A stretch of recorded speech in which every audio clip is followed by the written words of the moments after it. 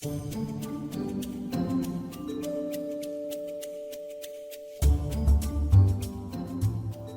back to the Food on Demand podcast, where we dish up insights on the future of food relating to off-premises operations and the overall digital dining experience. I'm Bernadette Heyer, Managing Editor. And I'm Hans Zimmerman, Food Service and Technology Reporter, and Food on Demand is your exclusive source for covering the ongoing transformation of how consumers discover, shop, order, and consume food in the digital age. Well, we have a great guest interview today with the CEO and co-founder of Saivory. But before we get into that, it's once again time for our quick bites. So Hans, if you want to kick it off for us. Well, I had an exciting story this week about how the surge in gas prices across the US is impacting third-party delivery platforms.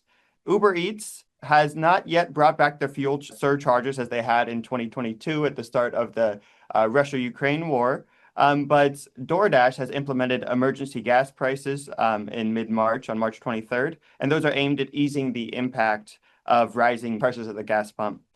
So this is definitely still a developing story, but it's going to be really interesting to watch and definitely a crucial topic regarding the impact in the future of 3PDs.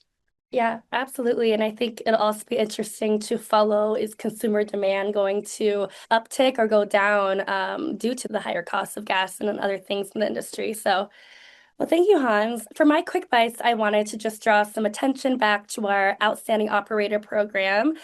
We've been releasing feature articles on the winners of that program for the past few months and are nearing our completion of that. And so just a reminder to check those out. There's so much valuable insight within them to learn from other operators that we are highlighting because they are excelling in off-premises operations or they're testing out new things and being innovative. A key theme I've noticed throughout these interviews and that Hans and I have both done is a really big push towards data and using data more intentionally for personalization and menu innovation, as well as a very strong focus on catering this year as a meaningful revenue driver. It's no longer an add-on, but a core part of the business with real investment behind it. So some great key strategies within those to learn from. Yeah, during my Outstanding Operator interviews, I definitely learned exactly why these operators got the award. They're taking very strategic approaches to their tech stack, and it's really inspiring and enlightening in a lot of ways to see how they're approaching that. Yeah, and we're excited to be inviting those winners to the Food on Demand conference for some on-stage recognition. So yeah, be sure to check those articles out. All right, well, now we'll get into the guest interview. Thank you.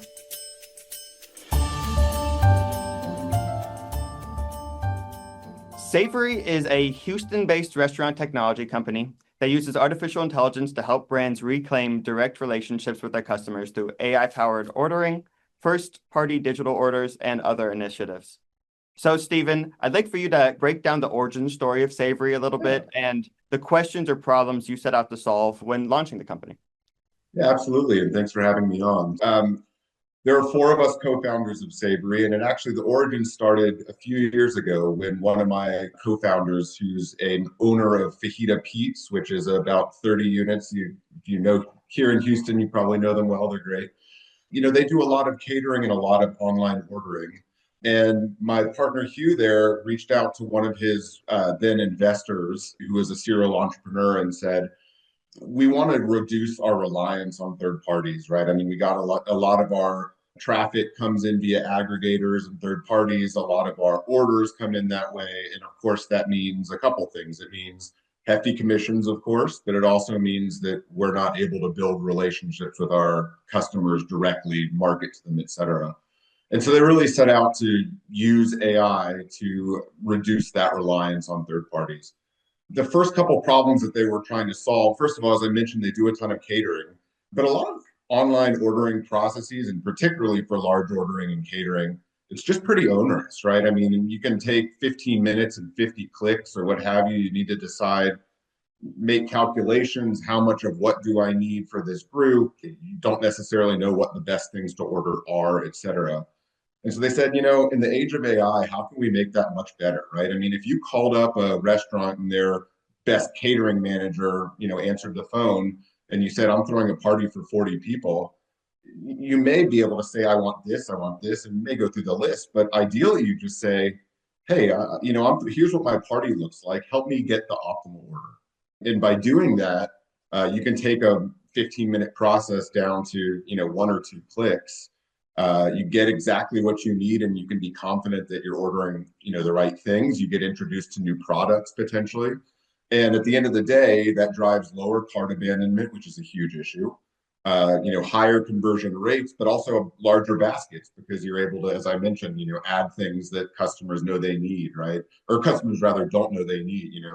Should I have gotten sour cream, queso, churros? I mean, these are things that restaurants can decide, what the optimal order based on their data and what the AI knows is. And the second thing is, getting found these days, if people are looking at Google and saying best fajitas near me, aggregators, delivery providers, et cetera, have gotten really good at kind of gaming the system, right? And so if you look that up, you'll find Yelp and TripAdvisor and, DoorDash and all these guys showing up first in Google. And if that's how they end up finding you, you probably are paying a commission and you may not get that order, right? I mean, ideally, you want to show up high in Google so that when somebody looks for that near you, you're who surfaces. So again, it was really down to how can we improve customer experiences and improve, our traffic and conversion, and ultimately and critically, ultimately have that relationship going forward with the customer so that in the future we can market to them intelligently. We have some data about that customer, et cetera, and we can move the needle there. So that's sort of where we started. And they put this technology into place a few years ago, and the results were great. Larger ticket sizes, more orders, a bigger proportion of orders coming from first party versus folks like ezCater. And so they said, "There's a company here. We should build this out." And that's sort of how we started. We got to know folks over at Shipley Donuts who are fantastic and innovative, and we've been working with them since last year we started there with thinking about their catering ordering, but expanded to all their retail ordering, replacing their website, et cetera, to be, more commerce friendly and so forth. And that's where we are. Great, fantastic. And I know a big part of the technology is using that natural language, behind Saivory's tech. Can you tell us a bit about that, the significance of that, and how that's brought forth some of those benefits for customers and operators? Yeah, absolutely. And as I was alluding to earlier, I mean, rather than going through and the onerous process yourself, if you can simply say, I'm throwing a party for 40 people, or I'm trying to place a large order and my budget is $200, or have an office lunch for 50 people and six of us are vegetarians. I mean, there are a lot of different ways. The AI is actually really good at inferring from a small amount of text and the data that it has, from previous orders, et cetera, in building that right order for you, right? I mean, if you look at, I mentioned some of the products and the menu items that get added for Fajita Pete's, but for Shipley, a lot of people know Shipley as the donut king, right? I mean, they're the best donuts in town. But a lot of people, and particularly outside of Texas, don't know about kolaches or, don't think to order kolaches or coffee. And if I'm an office manager and I'm throwing a breakfast for, a 50-person office, it may make a lot of sense and probably does to add kolaches to be introduced to new products that customers are going to love, to add coffee, to do these things. And so in a very short order with natural language, you tell us a little bit about what you're looking for. We build out what we think is the optimal cart, and you can either check out and be done. I mean, it's extremely easy. Or, of course, you can make edits and changes if you want, and we make that easy as well. But it really is about driving the right order for a customer with the least amount of friction and decision-making calculations, et cetera, on their part. And the restaurant gets to introduce new products to that customer and ends up with larger basket sizes because of those introductions and some of the things that customers may not have known they wanted or needed until you showed them. And Stephen, perhaps unbeknownst to you, and probably the case, this interview today is kind of a full circle moment for me a little bit because my first story with Food on Demand was actually about the partnership between Shipley's and Saivory. And I remember playing around on Shipley's website and just searching something along the lines of party with 20 adults and 4 kids just because, I wanted to make sure that I knew what I was researching there. I was just blown Okay. away that instantly, within seconds, the whole order suggestion cart was filled out. I'd Oh, love to great. hear from you. How has working with operators, and you did mention Fajita Pete's, shaped and guided, I guess, the trajectory of Saivory so far? Yeah, it's a great question, and I'll answer it in a couple ways. First of all, one of the things that I think is really important about our company is, in the restaurant technology world, we get the sense that a lot of technology is built by smart software guys, right? And that's great and important, but they may not have the domain expertise or the understanding of how restaurants really work and, how they look at their challenges and, how to best solve those challenges, serve customers, et cetera. And so, our founding team is serial software entrepreneurs, but also dyed in the wool operators, right? Owners, operators, previous franchisees, et cetera. So we are automatically started in our origin with somebody who had a problem, a very specific problem that they were trying to solve. Since then, and working with other folks like Shipley's, as we've gotten into the relationship, and we really view ourselves at this stage more of a innovation partner, if you will. We're learning a lot about not only how to build and improve our product, but even what to be building and thinking about based on the needs that we're hearing from customers, right? So the CMO of a brand says, this is great, but a real problem that I don't have solved for me right now is how franchisees think about their local store marketing, right? Or how we can visualize the ROI of advertising campaigns, but also track what folks are doing in our system. And that wasn't something that we had set out to think about, but now we are. And it really dovetails nicely with what we're all about, which is trying to drive first party growth via AI tools around discovery, conversion, and engagement, right?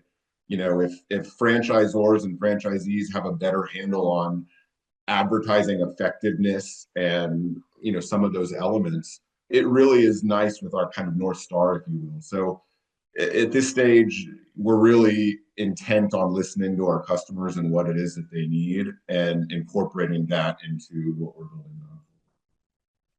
And thinking about, you mentioned some of those areas that you help address that are, parts of friction or need to improve at restaurants. When you're working with restaurant brands, what's one of the first gaps you typically see in their tech stack or digital strategy that they may be overlooking? Yeah, and I would say that varies by size of brand, certainly, right? I mean, we see some brands who have invested in great looking websites, but that might not be friendly to driving commerce, right? That are maybe a little bit more brand oriented and pretty, if you will, but not as functional as they want them to be. On the smaller side, we see restaurants have websites that candidly hurt business, right? I mean, we've heard from folks, hey, our website, our tech stack, et cetera, either sometimes doesn't work, or when it does work, it's a kludgy process. And we have customers come to our site, struggle around to place an order, and then go place it on DoorDash, right? And I mean, that's the worst of all worlds, right? I mean, that's a customer that you have acquired via your brand or your online presence or however, that you have, the right to build a relationship with and not pay commission for. And that technology is shooting you in the foot. So it really varies, on the larger side. Obviously, larger brands that have internal tech teams are thinking about their data structures and a bunch of other elements of technology that we can help with. But again, I think it really comes down to the size of the brand and how much of what they do is in-house homegrown versus using vendors, agencies, et cetera, et cetera. Yeah. And AI is definitely, restaurant AI is definitely a divisive topic, as AI is basically in every single discussion that is Of mentioned. course. So could you tell me about some misconceptions that you've heard, maybe particularly from the operator side regarding, the use of AI in restaurants? Yeah, it's a great question. And I just got back from MERTech, our first MERTech. We were participants in Startup Alley, which was a lot of fun. And yeah, everything. I mean, there was an AI summit there, as you may be familiar, for a day. I mean, that was obviously the topic du jour. I think there are a lot of elements, and technology is just one of them for getting AI right. I mean, I think it's important to have the right use case in mind and have a good strategy about how you're going to implement. It's not just about technology that does cool things or demos well, but you also have to get your data right. You have to get your organization, people, processes piece of things right to dovetail with the technology to make the most of it. Right? I think you see this is not just in restaurants. I mean, you see on LinkedIn people talking about enterprise wide, a lot of AI deployments don't work. And often it's not the technology that is the fail point, right? It's either things weren't scoped the right way or the organization didn't think about operationalizing or how to build their org around and make the most of these tools. There's a lot of we hear about AI, we need AI, but we're not quite sure what we need it for, right? And there's so many different potential use cases these days that I think it's critical for restaurants and everybody, other industries as well, to be choosy and kind of bite off what they can chew. So I'm not sure if that answers your question directly, but I think, there's a lot of potential. And we're in these phases right now, this early phase of the game where we're trying to harness that potential and make it work with a use case in mind. Yeah, I hear from operators, it's really about the having the right data to feed into your AI systems, Absolutely. and making sure all that tech talks to each other. And as you mentioned, a lot of operators are in early days with AI and still trying to figure out, where do we even start? So excited to bring these conversations to the podcast. Aside from the tools and AI that you guys are doing with Saivory, any other predictions for how AI or other technologies will continue to shape the way consumers and brands operate, or anything you're eyeing that kind of excites you?